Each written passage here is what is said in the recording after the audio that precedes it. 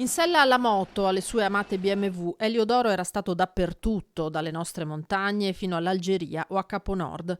L'incidente che è costato la vita all'imprenditore settantenne di San Pietro di Feletto è accaduto invece poco lontano da casa, lungo la Ponte Bana, a Susegana. Insieme alla moglie 67enne si stava dirigendo verso Spresiano quando, all'altezza della cantina Borgoluce, una Fiat 500X condotta da un 82enne del posto che usciva proprio dal viale della tenuta si è immessa sulla statale, tagliando di fatto la strada alla motocicletta. L'impatto è stato violento, marito e moglie sono stati sbalzati sull'asfalto, lui è morto, lei è stata trasportata in ambulanza all'ospedale di Conegliano ma non è in pericolo di vita. Sul posto polizia locale e carabinieri, entrambi i mezzi su indicazione della procura sono stati posti sotto sequestro.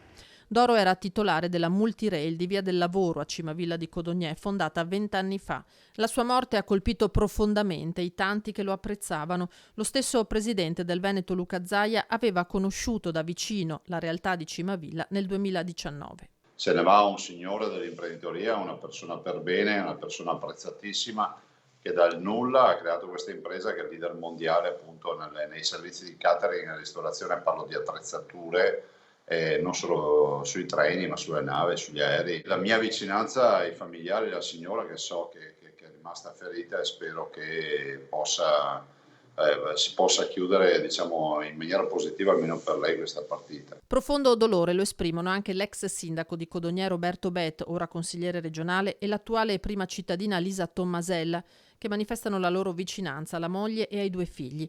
L'imprenditore è l'8ª vittima della strada nella Marca in questo agosto tragico, la 24ª da giugno a oggi. È un'estate tragica, nel senso che ci fa ripiombare a molti anni fa, quando questa provincia aveva un triste primato a livello nazionale.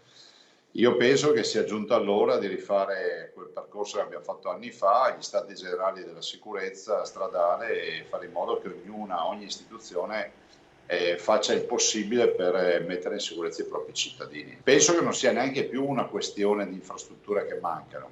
Esco dall'incidente di oggi e dagli altri incidenti, parlo in generale.